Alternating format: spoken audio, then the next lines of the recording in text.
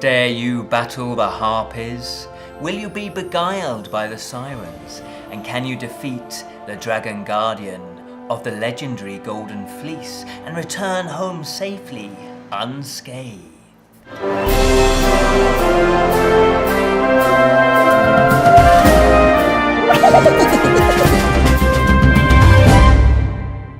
Hello and welcome to the Friday Fantasy Show from the Bottled Imp, exploring the realms of fantasy.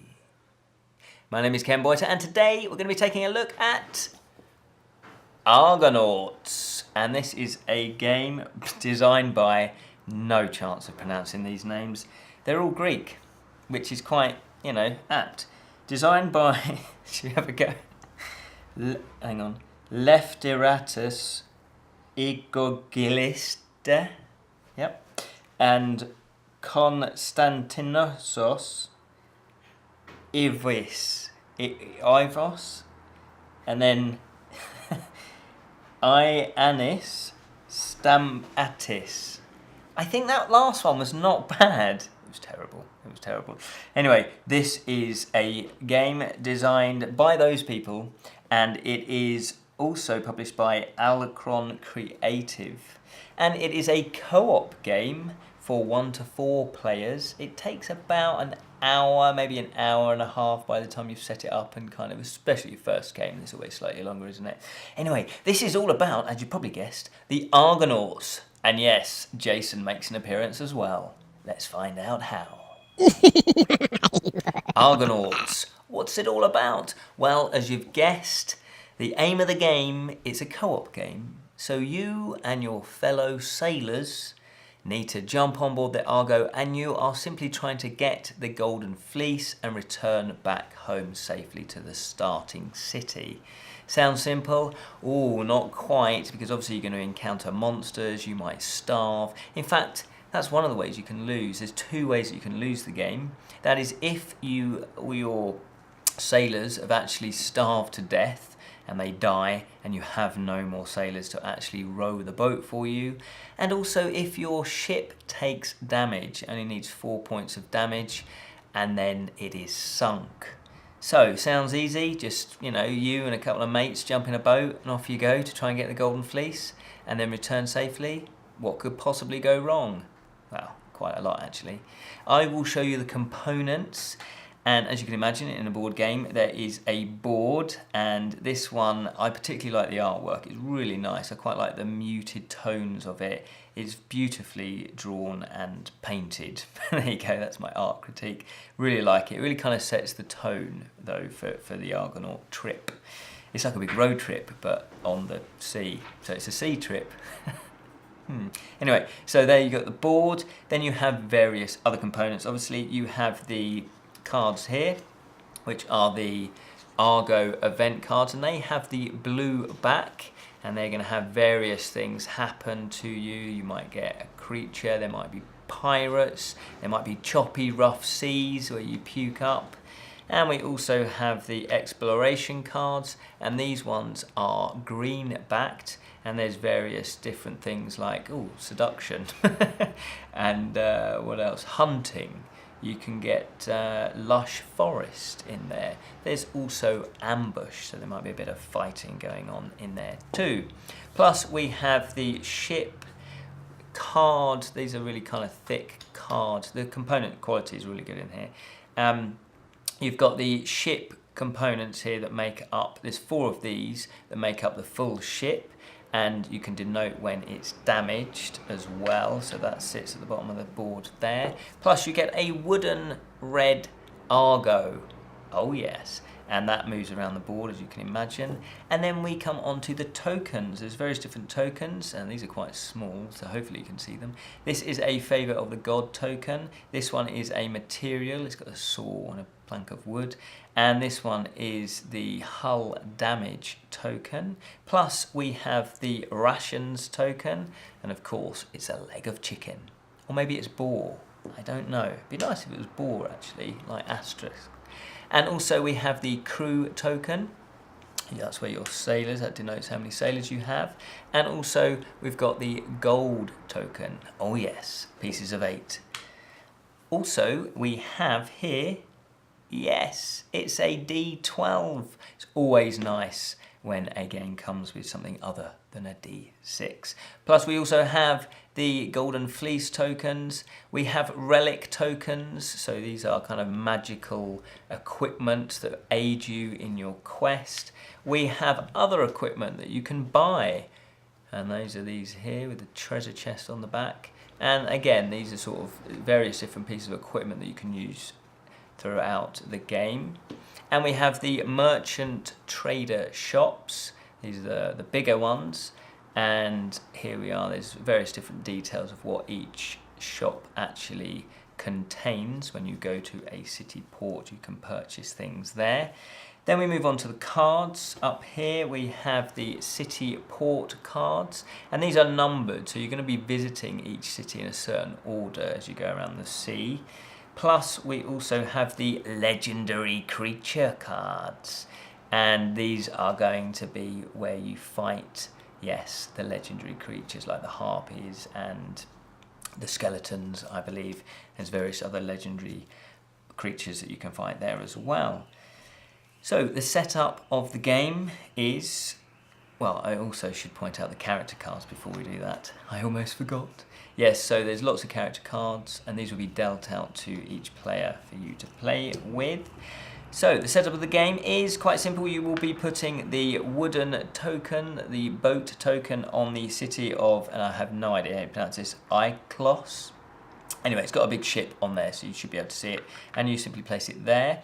You'll be putting the food token on number 9, maximum food. You'll also have a maximum crew to launch the ship with. You put that on 9, and you have maximum gold, which is 6. You also lay out the ship cardboard tokens there. It's a nice, healthy looking, repaired ship, all ship shape and ready to go. Hey, knew I'd get that in there. Plus, you will then be shuffling these decks, but before you do that, with the blue-eyed deck, the Argo event deck, you need to take out the Pursued. I think that is for a different game. If you want to make it harder, I think there's something that keeps pursuing you. We didn't actually try this one because it doesn't say to do that straight away. And also from the character deck, you need to take out Media as well, because she comes into play possibly later on during the game. Then what you do is you will simply be shuffling both of the green-eyed and the blue-eyed decks, and once you've shuffled those, you'll be putting them onto the board like so. They've got a little space, one has a blue eye on the board and one has a green eye. Then what you'll do is you will be taking your character cards. Now what you'll do is you'll shuffle these, and you will then simply deal out 4 characters. And I'm just going to do a 2-player. You're going to be dealing 4 to each player. Now, depending on how many players, or depending on how many squads you control. So a squad is made up of your 4 characters. So there's my 4 for this squad.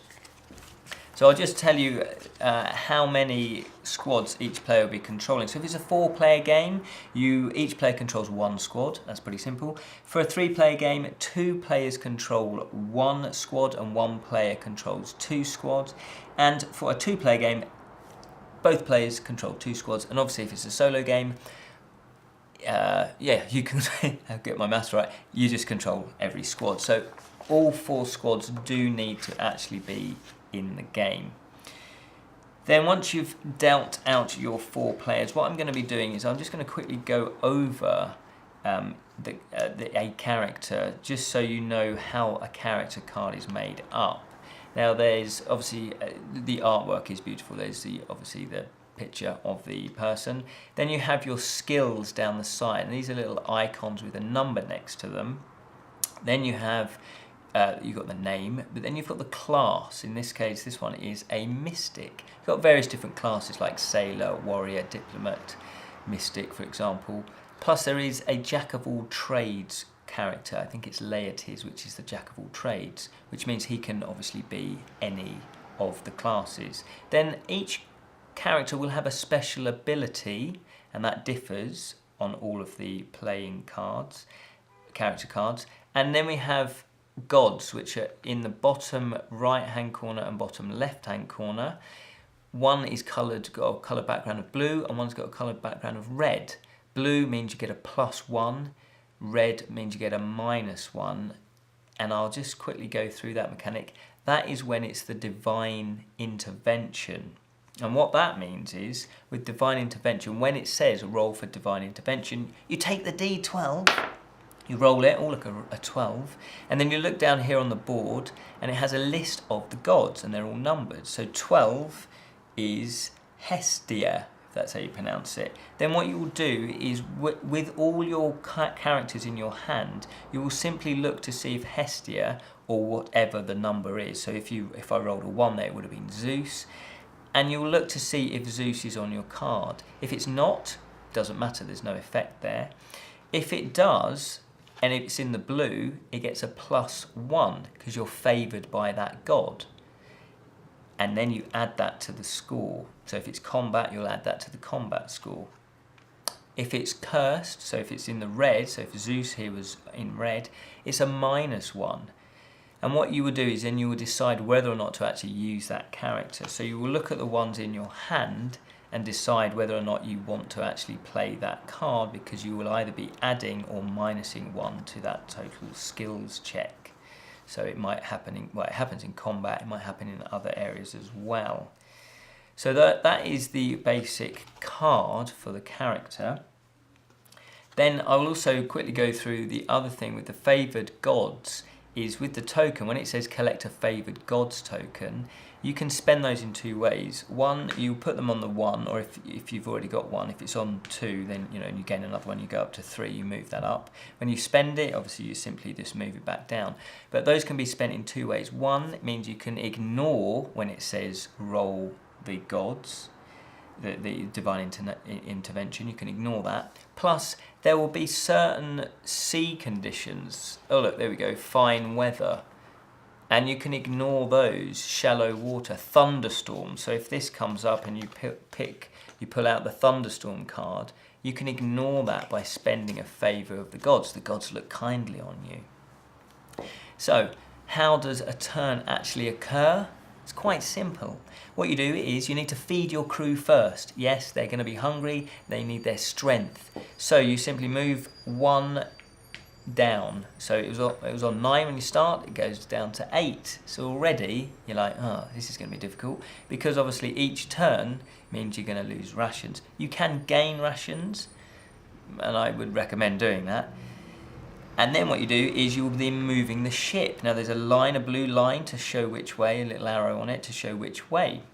And the first one it's Lemnos, if that's how you pronounce it. And that happens to be a city port. The green ones are city ports. The blue spaces, blue circles, they are when you have to pull an Argo exploration, an Argo card, not an exploration, an Argo card. So you will then, if you're at a city port, you will look on which number it is. On this one, it's the first one, and you can do 1 or more of these depending on what characters you have. So, for example, a trader says draw a merchant card, and so you'll simply draw a merchant card, and you'll look at it, and each merchant will be different. This one here, it says for 1 gold you can buy a ration, for 2 gold you can buy materials. So you don't start the game with materials, and you might want materials because they can help, for example, to repair your ship. So if you've got enough gold and you start with 6, so you might decide that you can do that, so you can buy one of those. There are other things you can do. You can buy equipment. It might say you can buy equipment, so which means you'll be buying one of these. You'll take those. And you will then also, you can go to the temple. And when you go to the temple here, you just simply read it. It says exhaust a mystic, pay 1 gold, and gain 1 favour of the gods.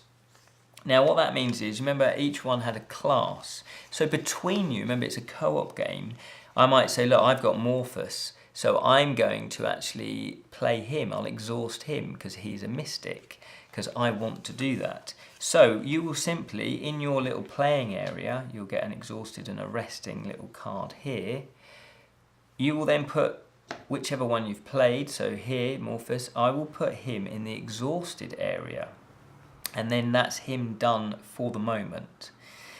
And then I will carry on doing whatever this said. So here it said pay 1 gold and gain 1 favour. So I then simply move the gold down to 5, and yes, you will then, oh, I've already put the favour token out, I would have put that onto 1. And then I can spend that when those conditions came up that I talked about earlier. Another thing you can do here, you can hearing, it says here, exhaust a diplomat and roll a d12, and then you add the diplomat's diplomacy to the roll. Sounds a little bit complicated, but it's not. And then you see what outcome is. So if collectively between you, you had a diplomat, that person might say, yeah, let's do that, it sounds good. Now, Lefteris is jack of all trades, remember? So in this case, you could say, well, none of us have got a diplomat, or we don't want to use the diplomat because of other reasons, i.e. the skills might come in useful later, or its special ability. You might say, well, let's use the jack of all trades. So you will simply exhaust that. So if I had that in my hand, then I would move that, I would exhaust that, but of course, I've already exhausted one, and so you could move one over. Now I believe that each player can only play 1 card at a time, so that was slightly wrong of me to say that. But let's say this was a next go at a next city, and then what I would do is I would move the one in the exhausted to the resting, so your hand will keep rotating. So once I've done that, I would then simply roll, and it's 7. Now remember, it said add its diplomacy. Now these skills down here have got various different meanings. We've got battle, sailing, diplomacy, stealth, and mysticism. And they have a number next to them. So for example here, diplomacy is 1. In fact, he's got 1 on all of those. And so it was a 7 plus 1, that's 8. Then I'll simply look on here and it would say 8. 4 to 10 is 1 ration. So yay, we gain a ration. It was worth doing. And the other thing you can do here on this city is exploration, which brings me to these exploration cards. So you simply take the top one and do what it says. Here, it's an ambush. Now, ambush is quite a good card to explain this portion of how to use the skills. So skills, as I say, each character has a skills down the side. And I'll just show you there. So this one has battle, sailing and stealth. So battle, sailing and stealth. Now there's 2 ways you can approach when there's an ambush, and it's the same with a pirate and any that you need your skills for. You can go the battle way, which is represented here with the red, with a yellow fist on a red background, or you can go the cunning way, which is here, this green way. And what it means is here, it says you need the battle skill to equal, and it's got a number here, 7 or more. Here, if you go the cunning way, you need the stealth to be 8 or more, and that's collectively between you all.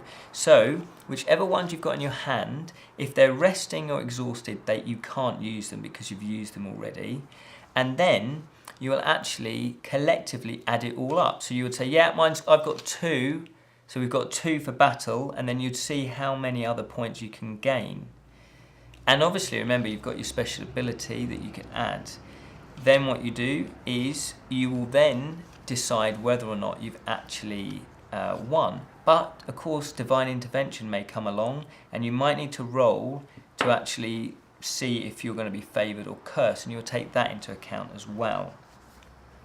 So that is pretty much how a turn goes. So you move, so obviously at the beginning of the next turn, you will need to put the rations down by 1 and move on to the next one. Now the next one happens to be another city port, and the city ports differ, so that not all of them have all of them. So you've got temple and exploration in that one, and those are the only 2 things you can do.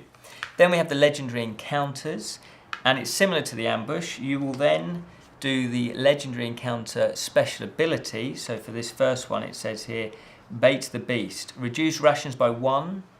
So that's what you've got to do. So you reduce the rations by 1. You just do that automatically. And that obviously differs depending on which legendary character that you are playing against.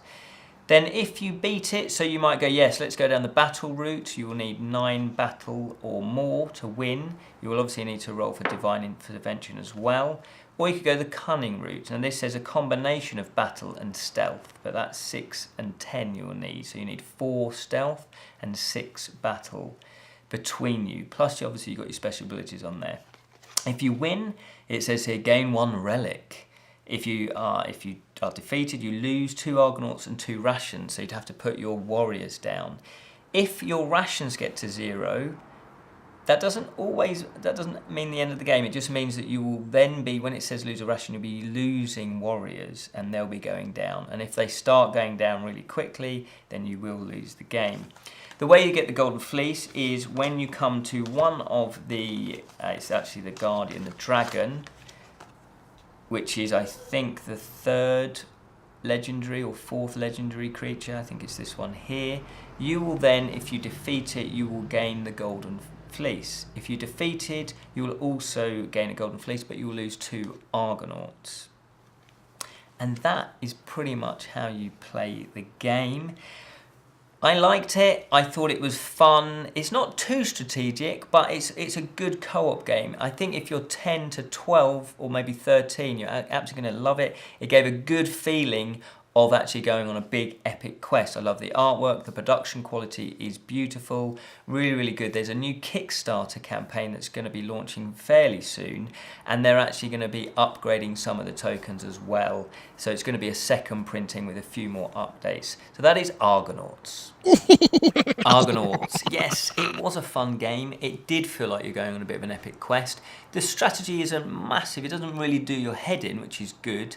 And the rulebook could be slightly better. That would be my reservation. Some of it wasn't totally explained. We had to kind of go over it. But once you iron it out, then yeah, it's quick to play. There's not a lot of downtime between goes because obviously you're playing simultaneous. So if you're looking for a good, solid co-op game that has a lot of fun and it zips along quite quickly, then yeah, I'd say this is a good game to get your teeth stuck into. Plus, on the back of the board, is the beautiful artwork. Look at that. That's beautiful. So you could, if you want, buy a second edition, a second copy, and actually just have this on your wall. It's quite amazing. So yeah, the components were very good quality. We did enjoy this. It was good fun. And we did say, well, actually, yeah, we'd play it again. And as I say, there are variations where you can make the game slightly easier. So obviously, if you're playing with younger children, you might want to do that as well.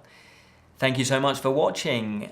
Until the next time, remember to keep it unreal, especially if you're an Argonaut.